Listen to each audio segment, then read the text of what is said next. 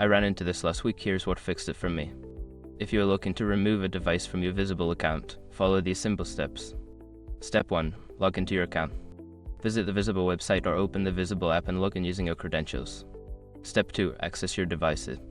Once logged in, navigate to the Devices section in your account dashboard. This is where all your connected devices will be listed.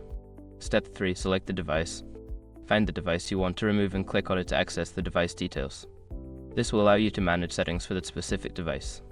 Step 4. Remove the device.